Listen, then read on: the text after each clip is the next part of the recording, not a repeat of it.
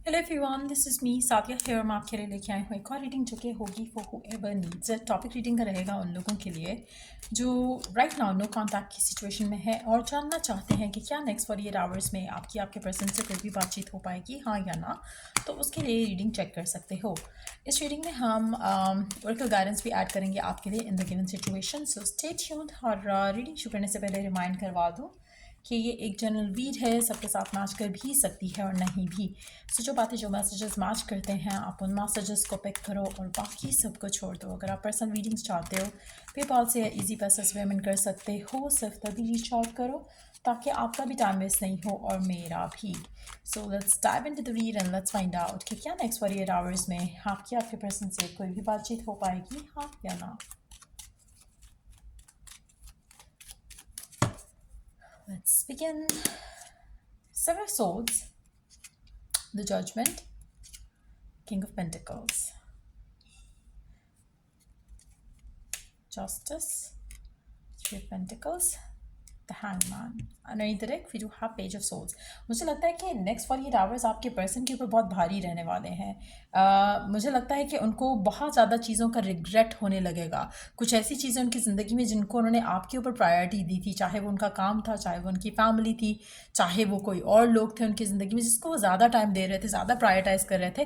मुझे लगता है कि नेक्स्ट 48 आवर्स में आपके पर्सन के ऊपर वो सारी चीज़ें जो उन्होंने आपके ऊपर प्रायोरिटी देकर चूज़ की, मुझे लगता है कि वो उससे इरिटेट होने लगेंगे। एनॉयड एक एनर्जी आना शुरू हो जाएगी उनके अंदर उस सिचुएशन को लेकर जिसमें वो करंटली हैं। तो कहीं ना कहीं मुझे लगता है कि रिग्रेट आपके पर्सन को डेफिनेटली होने वाला है नेक्स्ट 48 में, उस सब के लिए जो उन्होंने आपके साथ किया।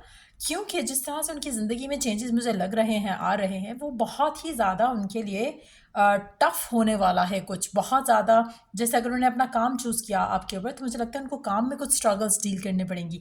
इसी तरह से अगर उन्होंने अपनी फैमिली चूज़ की तो उनके फैमिली लाइफ में कुछ ऐसे उतार चढ़ाव होने वाले हैं जिसकी वजह से वो बहुत ज़्यादा स्ट्रेस्ड आउट होने वाले हैं। और उसके बाद वो आपके बारे में सोचेंगे कि इन लोगों की वजह से मैंने इस इंसान को छोड़ा और मैंने क्या चूज़ किया है। सो वो रिग्रेट मैं देख रही हूँ नेक्स्ट 48 आवर्स में आपके पर्सन की ज़िंदगी में आने वाला है। लेकिन मुझे पर्सन जो है आपको कम्युनिकेट करते हुए दिख नहीं रहा नेक्स्ट 48 आवर्स में। It's gonna be a time जहाँ पर ये पर्सन रियलाइज़ करेगा कि उससे क्या गलतियाँ हुई हैं, कहाँ कहाँ उसने किन किन लोगों को, किन सिचुएशंस को आपके ऊपर चूज़ करते हुए गलत किया है। तो वो चीज़ें वो अंडरस्टैंड करेगा, वो चीज़ें वो रियलाइज़ करेगा। तो काफ़ी सारे मुझे लग रहा है उसके साथ इश्यूज़ होने वाले हैं नेक्स्ट 48 आवर्स में इन सब मामला को लेकर। लेकिन मुझे लगता है कि वो आपको स्टॉक ज़रूर करेगा नेक्स्ट 48 आवर्स में। हो सकता है कि आपको ऑनलाइन चेक करे या आपके मैसेजेस चेक करे पुराने वाले।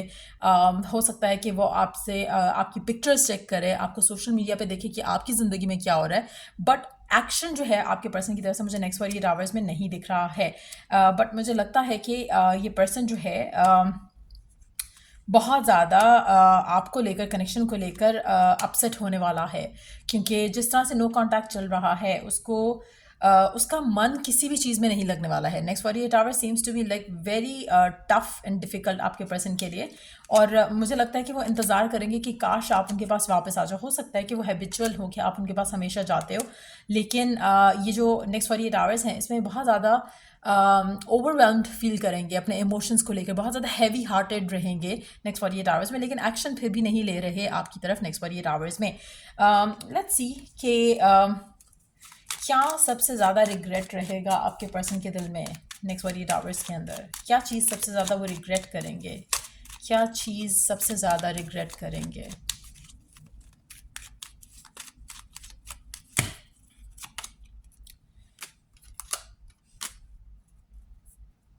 मुझे लगता है कि सबसे ज़्यादा वो ये रिग्रेट करेंगे कि जो उन्होंने डिसीजन लिया था ये सोचते हुए, ये समझते हुए कि इनकी फैमिली इज़ मोर इम्पॉर्टेंट या फिर इनके बाकी मामला ज़्यादा इम्पॉर्टेंट हैं। वो चीज़ें जो उन्होंने आपको छोड़कर चूज़ किया था थिंकिंग कि उसमें ग्रोथ है। दे सॉ जैसे होता है ना कि grass on the other side seemed so green for them. उनको लग रहा था कि दूसरी तरफ अगर ये जाएंगे तो उनको बहुत ज़्यादा पता नहीं कोई खुशियाँ मिलने वाली हैं, बहुत ज़्यादा उनकी ज़िंदगी आसान होने वाली है जो रास्ता वो चूज़ कर रहे हैं। लेकिन उनको सबसे ज़्यादा रिग्रेट हो रहा है कि जो ग्रोथ इन्होंने देखी थी अपने कैरियर में, अपनी फैमिली लाइफ में, आपको छोड़कर उनको लग रहा था कि सब कुछ परफेक्ट हो जाएगा, वैसा कुछ नहीं हुआ। सो वो चीज़ उनको सबसे ज़्यादा जो है वो हर्ट करेगी, क्योंकि इनका एक जो रॉन्ग डिसीजन था उससे ना तो इनने आपको खोया बल्कि जो चीज़ें जिसकी तरफ भाग रहे थे वो भी खो दी हैं। सो मुझे लगता है कि सबसे ज़्यादा रिग्रेट उनको इस चीज़ का होगा। और एक और चीज़ जो मुझे लग रहा है कुछ लोगों के लिए वो ये भी हो सकता है कि उनको रिग्रेट होगा कि उन्होंने जो ख्वाब आपके साथ देखे थे उनको वो पूरा नहीं कर सके, उसकी तरफ वो कोई एक्शन नहीं ले सके, और उनकी इमेच्योरिटी की वजह से उन्होंने पूरा सिनेरियो जो है आप दोनों के दरमियान में जो है वो ख़राब कर दिया है। राइट नाउ मुझे लगता है कि स्टिल आपका पर्सन जो है थोड़ा कनेक्शन को लेकर होपफुल रहने वाला है। उसको लगेगा कि शायद चांस मिल सकता है, शायद चीज़ें वापस हो सकती हैं, कुछ ना कुछ वो प्लान ज़रूर करेगा आपको अप्रोच करने के लिए, आपको रीच आउट करने के लिए। लेकिन reason behind is going to be कि उसने अपनी ज़िंदगी मेस्ड अप कर दी है आपके बगैर। तो कहीं ना कहीं आप उसके लिए लकी भी हो सकते हो। आप में से कुछ लोग ऐसे भी होंगे जो कि अपने पर्सन के लिए, उसकी फाइनेंसिस के लिए भी बहुत लकी होंगे, जिसकी रियलाइजेशन भी आपके पर्सन को हो सकता है कि हो रही हो। और मुझे लगता है कि पर्सन अप्रोच तो करेगा आपको, लेकिन बहुत ही ज़्यादा रिवील नहीं करेगा कि व्हाट हैपेंड उनकी अपनी पर्सनल लाइफ में। सो मुझे लगता है कि अगर आपका पर्सन किसी और के लिए आपको छोड़ के गया था, कोई रिलेशनशिप जो उसने नया बना लिया हो, चाहे फैमिली के कहने पे या किसी भी सिनारियो में, मुझे लगता है कि पर्सन जो है रिग्रेट कर रहा है उन डिसीजंस के ऊपर। वो चाहेगा कि उससे निकल कर आपके पास आए। अगर ऐसा कुछ होता है जहाँ पर वो पर्सन मूव ऑन कर चुका है और आपके पास वापस आ रहा है, मुझे नहीं लगता कि पर्सन ज़्यादा कुछ रिवील करेगा आपको, ज़्यादा कुछ आपसे शेयर नहीं करेगा।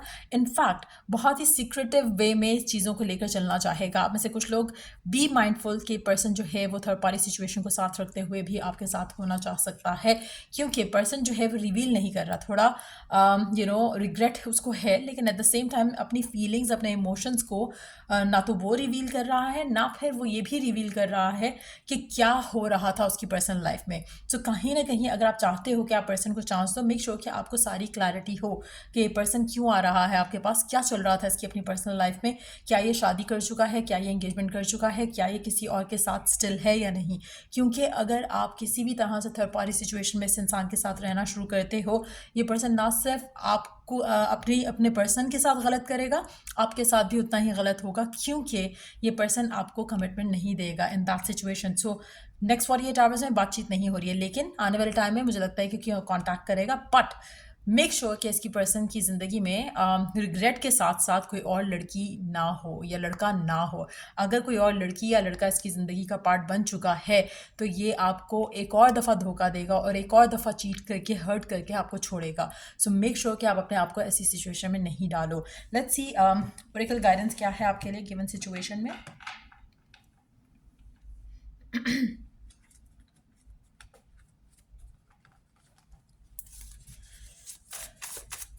ओरेकल गाइडेंस क्या है आपके लिए गिवन सिचुएशन में।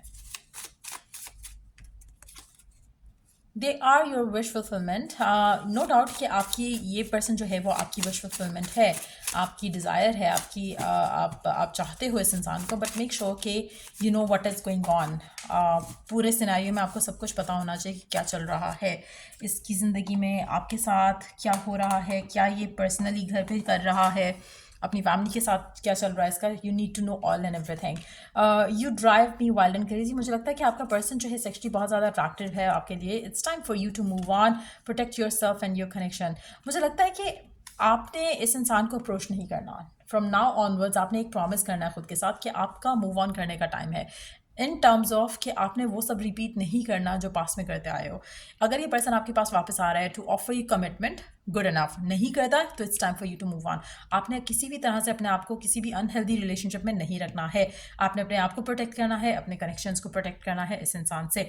एक और चीज़ यहाँ पे मैं मेंशन करूँगी कि मेक श्योर कि आप ज़्यादा गिवन नहीं करो इस इंसान को। अगर आप चाहते हो कि आपका कनेक्शन इस इंसान के साथ आगे बढ़े तो लेट देम प्रूव देमसेल्फ। अगर आप फिर से वो सब करते जो आपने पहले किया तो फिर से ये आपको छोड़कर किसी और को चूज़ करेंगे। सो ये थी रीडिंग आप लोगों की। अगर आपको हेल्प किया हो, गाइड किया हो तो लाइक शेयर सब्सक्राइब जरूर करो। Till I do the next reading आप लोगों के लिए टेक केयर, बाय।